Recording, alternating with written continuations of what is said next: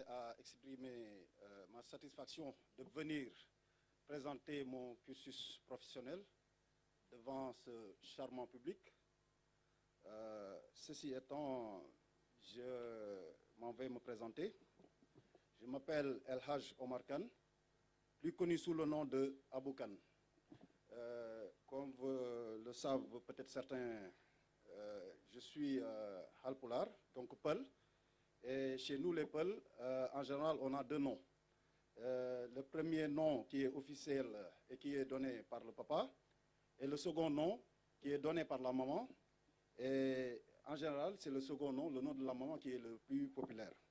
Et c'est la raison pour laquelle je suis plus connu sous le nom d'Abou Khan. Abou Khan, donc, qui est mon nom commercial, mon nom d'éleveur. Et donc, cela aussi témoigne de la place qu'occupe la femme dans notre société. Contrairement à ce que les gens pensent que peut-être la société traditionnelle, bon, la femme est reléguée au second plan. Là, c'est une preuve que vraiment la femme occupe une place prépondérante. Moi, je suis né en 1970, en 30 septembre, à Dakar, au Plateau. Et j'ai fait mes études primaires à l'école de Tchonk, l'école du défunt président poète Léopold Sédar Senghor. Et j'ai poursuivi mes études secondaires d'abord au lycée Lamine Gueye, ensuite au collège Saint-Michel, et enfin au lycée Limamoulaye de Pikine, où j'ai décroché mon baccalauréat série B. Par la suite, je suis allé poursuivre mes études secondaires supérieures au Maroc, à Casablanca. Parce qu'en cette période, il n'y avait pas toutes ces grandes écoles à Dakar. Donc le point de convergence, c'était le Maroc. Le point de convergence aussi bien des Sénégalais, Guinéens, Gabonais et autres, c'était le Maroc, quoi. Je suis allé poursuivre mes études supérieures là-bas, à l'Institut de gestion appliquée à Casablanca, où j'ai décroché mon diplôme de technicien supérieur en gestion, finance, comptabilité. Donc je suis gestionnaire comptable de formation. Et j'exerce la fonction de chef d'entreprise. Je suis à la tête de deux entreprises. D'abord, FIDIS, la financière d'investissement et de services, qui est spécialisée dans la distribution de fournitures et matériel de bureau.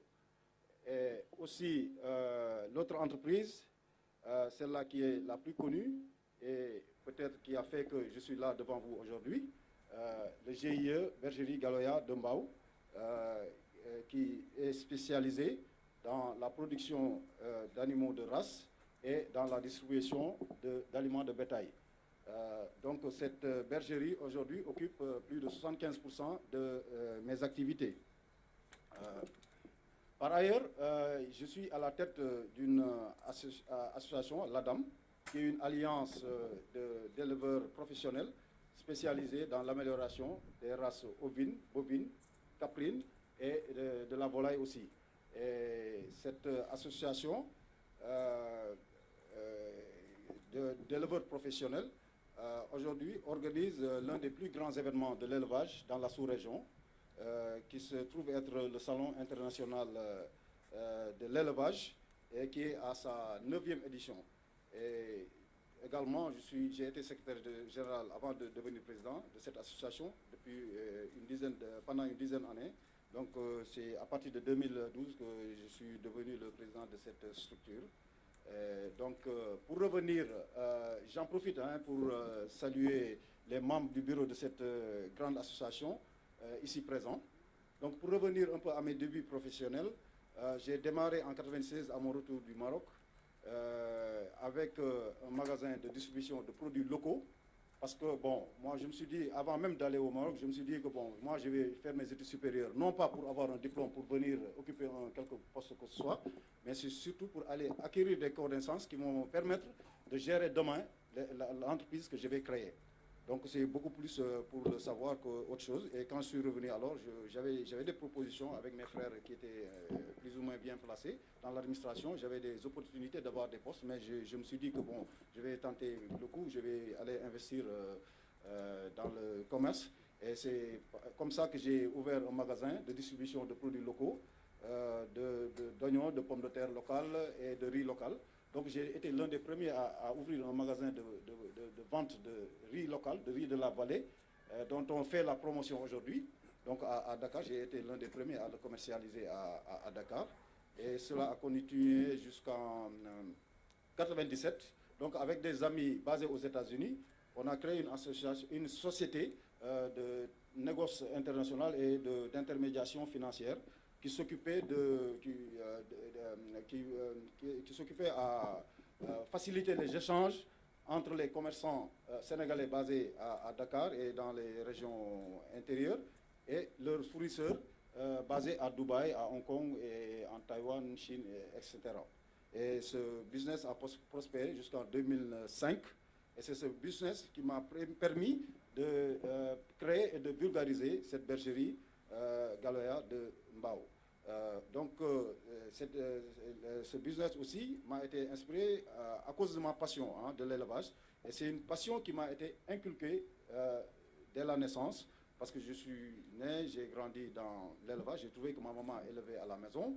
Et en 1996, mes premiers revenus ont servi à acheter mon premier couple de moutons Ladoum. Et après cela, j'ai acheté d'autres bêtes que j'ai amenées au champ à Kernyaïlo, que j'ai élevées jusqu'en 1997. Un soir, les voleurs sont venus me prendre tout mon cheptel. C'était une quarantaine de bêtes. Ils ont tout amené. Cependant, ça ne m'a pas découragé. Et j'ai continué dans la petite bergerie familiale qui se trouvait à la terrasse de la maison familiale jusqu'en 2009, où j'ai pu réaliser quelque chose qui m'a permis d'acquérir des terrains à la Sicap Mbao. Et là-bas, j'ai créé la bergerie, j'ai érigé là-bas la bergerie Galoya, à côté de la gendarmerie, justement pour des raisons de sécurité. Donc depuis lors, j'ai pu connaître cette histoire-là. Cette bergerie est spécialisée dans les animaux de race, plus précisément la race Ladoum. Je m'en vais alors vous expliquer ce que c'est que la race Ladoum. C'est un mouton de race améliorée à travers beaucoup de races de la sous-région. Comme vous le savez, au Sénégal, il n'y a que 3 races qui existaient. Il y a le Touaber local, il y a la race Ndama, communément appelée le Djalonké, qui est une race naine qui se trouve au sud du pays, et la race Peul, qui est élevée par les pasteurs Peul au nord du pays. Toutes ces 3 races ont la particularité d'être de petites races, donc qui ne sont pas assez costauds pour quand même satisfaire la demande locale, et également pour satisfaire même la passion de l'éleveur. Parce que l'éleveur sénégalais, l'élevage au Sénégal, c'est une affaire de culture d'abord. C'est une affaire de culture. On est passionné de l'élevage, c'est tout à fait culturel. En atteste quand même ce qui se passe à la Tabaski. Ce qu'on sacrifie comme mouton de Tabaski au Sénégal, ça n'existe nulle part ailleurs. Donc c'est d'abord un problème culturel. Ce qui fait que l'éleveur sénégalais, il aime élever, mais il aime d'abord se faire plaisir dans son élevage. Ce qui a fait que l'éleveur sénégalais, à un moment donné, il s'est dit que bon, il est temps que j'ai une bête à la fois grande et belle. Grande pour satisfaire ma demande, pour mieux vendre, mais aussi belle pour satisfaire ma passion. Et là, ils se sont dit, bon, comme la meilleure race au Sénégal, c'est le Touaber local, il faut essayer d'améliorer ce Touaber-là. Maintenant, donc il nous faut une bête grande et belle. Grande de par ses mensurations, donc la hauteur, la longueur, la largeur, et belle de par la tête, donc la tête incurvée avec le chanfrein, avec le fanion qui balance, avec l'encornement symétrique, avec la couleur des cornes, la couleur de la robe, noir et blanc ou blanche, ou même la longueur de la queue. Donc tous ces critères-là que je viens de dire, c'est une dizaine de critères qui constituent quand même les critères qui définissent le Ladoum. Donc une bête qui dispose de 60%, plus de 60% de ces critères peut être considérée comme un Ladoum. Maintenant, la bête qui a plus de 90% ou 99% ou même 100% de ces critères, elle est considérée comme le meilleur des Ladoum. C'est ce qui justifie justement le prix de certains Ladoum. Vous pouvez aller dans une bergerie où la bête Ladoum la plus chère peut coûter peut-être maximum 500 000. Et parallèlement à ça, vous allez dans une autre bergerie où l'agneau ne peut pas se vendre à moins d'1 million. Donc, quelque part, c'est les critères qui justifient cela.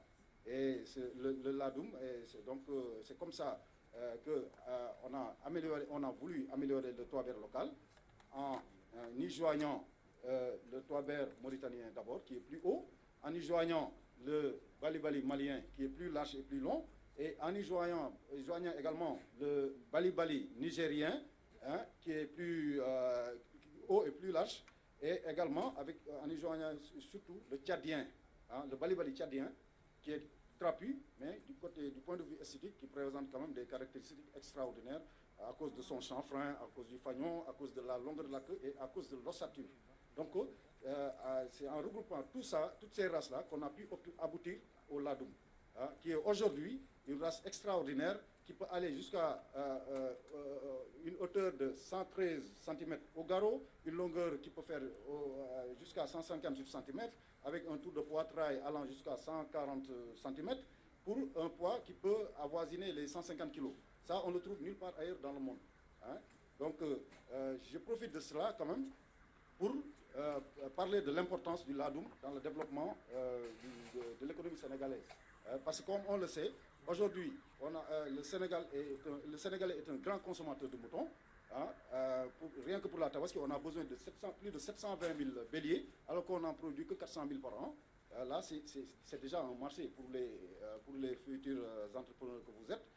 Donc ça, c'est déjà un marché. Donc il y a un problème de race qui se pose. Parce que l'éleveur Peul qui vend son mouton à Dakar, il est obligé d'attendre 2 ans pour que son bélier soit vendable, peut-être au maximum 75 000 francs. Et ce qui est désolant dans ça, c'est que malgré ça, le consommateur n'y trouve pas son compte parce que le bélier qui a fait les pâturages là, qui parcourt des dizaines de kilomètres par jour pour aller s'abreuver ou manger, devient tellement musclé que la viande n'est pas du tout agréable à consommer. Et là, c'est un problème de consommation qui se pose. Et pour régler ce problème, on a introduit le ladoum, on l'a testé. Moi, je l'ai testé avec des éleveurs qui se trouvent à Sémé, au nord. Le président de la République, même récemment, a eu à visiter cette ferme-là. Donc, ce qu'on a fait, on a introduit le géniteur ladoum dans le cheptel Peul, et on a eu des demi-cents. Et c'est quoi le résultat? C'est que là où l'éleveur Peul attendait 2 ans pour avoir un bélier vendable au maximum 75 000 francs, maintenant, tous les ans, il peut avoir des béliers qui peuvent être disponibles, qui peuvent être vendables. Donc le bélier demi-cent qui sortira de ce métissage-là, à 6 mois déjà, est apte pour la Tabaski. Donc là, le pasteur Peul va vendre tous les ans. Et deuxièmement, il aura un excellent prix.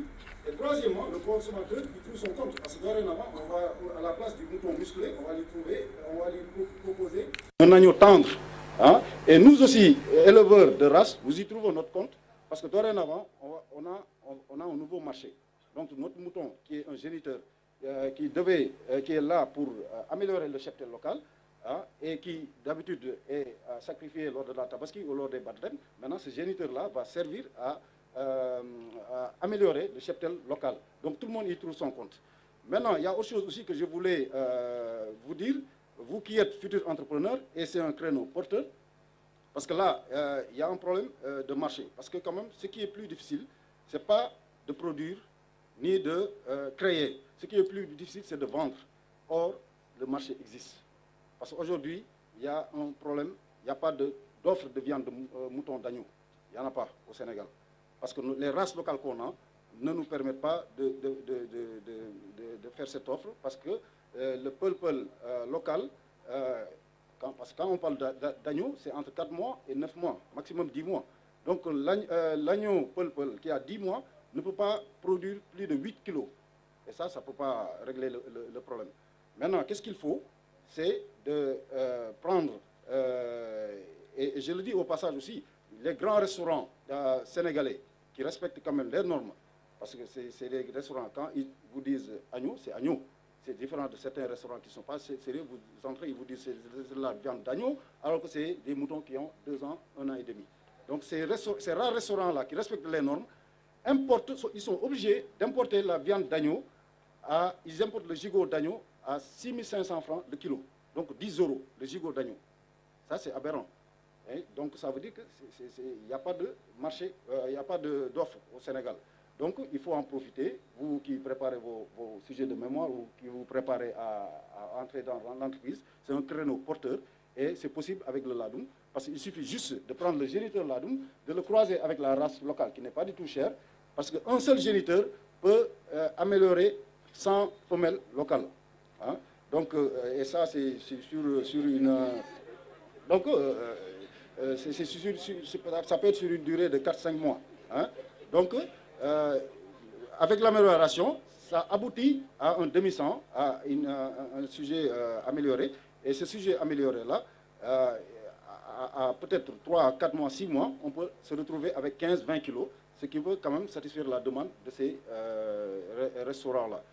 Donc, j'en profite pour vous inciter à quand même investir dans l'élevage et également créer des entreprises pour innover surtout, parce que quand même, on a beaucoup à faire. Si on regarde l'exemple, par exemple, du Brésil hein, ou de la France, par exemple, au Brésil, les éleveurs sont les plus riches.